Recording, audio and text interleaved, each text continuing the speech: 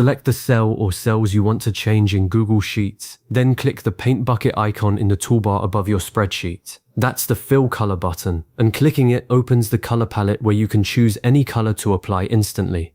If you've already opened your spreadsheet and signed into your Google account, you're seconds away from making your data much easier to read at a glance.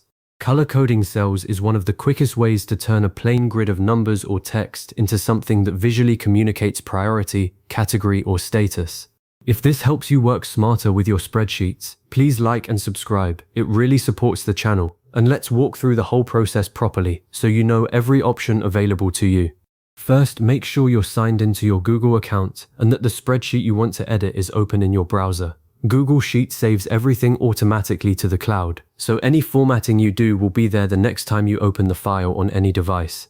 That's one of the biggest advantages over older spreadsheet software. You never have to remember to hit save. Now, click on the first cell you want to format. If you're working with a single cell, just click it once and you'll see a blue border around it, which means it's selected. If you need to format a group of cells, click and drag your mouse across the range you want. You can also hold down the Shift key and click the last cell in a range, which is often faster if you're working with a large block of data. For non-adjacent cells, say every cell in a column that contains a specific value, hold down the Control key on Windows or the Command key on a Mac and click each cell individually. This selects them all at once so you can apply the same color to all of them. Before you move to the toolbar, take a half second to verify that the correct cells are highlighted. It's an easy mistake to click the wrong range, especially if your spreadsheet is dense with data, and applying a color to the wrong area can be confusing to undo later. If you accidentally selected too many cells, just click anywhere outside the selection to clear it, then try again. Once you're sure the right cells have that blue highlight border, look up at the toolbar. The Fill Color button is the icon that looks like a paint bucket tipped slightly, spilling a little square of color. By default, it might show a gray color or the last color you used. Click that button and a palette of about 50 standard colors will appear, organized in rows of related shades. Now review the palette options. The top section offers a set of preset colors, including basic reds, blues, greens, yellows, oranges, purples, and neutrals like white, gray, and black. Below that, you'll find a row of theme colors that match the default palette of your spreadsheet's design. If you hover your cursor over any color, a tooltip will show its name, like light red 3 inches or blue cyan. This is helpful if you're trying to be precise about which shade you're using. Click the color you want, and the moment you release your mouse, the selected cells update to that fill.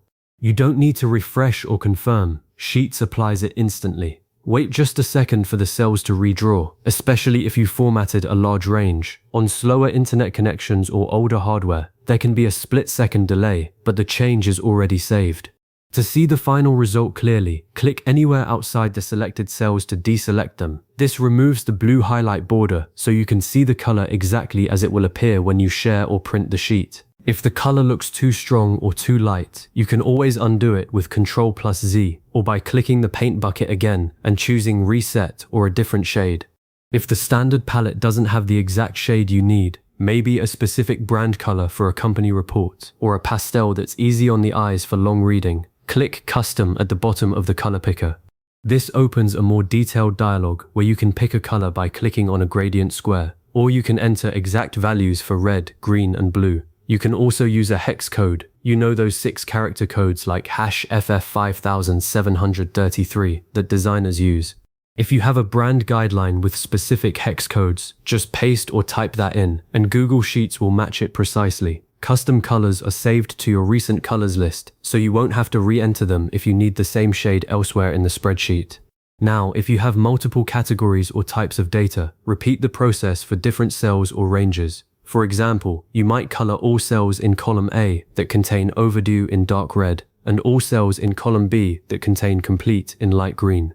This kind of manual coloring works beautifully for small to medium spreadsheets, but if you're managing a large dataset that changes over time, consider using conditional formatting instead. Conditional formatting automatically applies colors based on rules you set, so a cell turns red when its value is past due and green when it's done, without you having to paint each one. That's a more advanced technique, but now that you know how the Fill Color tool works, you're ready to build on that knowledge. After you've applied all your colors, take a step back and review your worksheet. Ask yourself, Does the color improve readability, or is it making things harder to see? A common pitfall is using colors that are too dark for black text, or too similar to each other, so distinctions get lost. Light pastel backgrounds tend to work best for readability because the text stays sharp. Also, avoid using red and green together if your audience might have color vision deficiency. You can add a pattern or an icon in addition to the color if needed. Since Google Sheets saves your formatting automatically, you don't have to worry about losing your work. Every color change is stored in the cloud the moment you make it. You've now successfully changed cell colors in Google Sheets. Your spreadsheet is more organized, visually scannable, and easier for others to understand at a glance. Whether you're tracking project status, budget categories, or inventory levels, a splash of color can make a world of difference. If you ever need to reference these steps again, save this video or bookmark it. And if you're ready to take it further, try exploring the conditional formatting tool for automated color coding. Thanks for watching, and I'll see you in the next tutorial.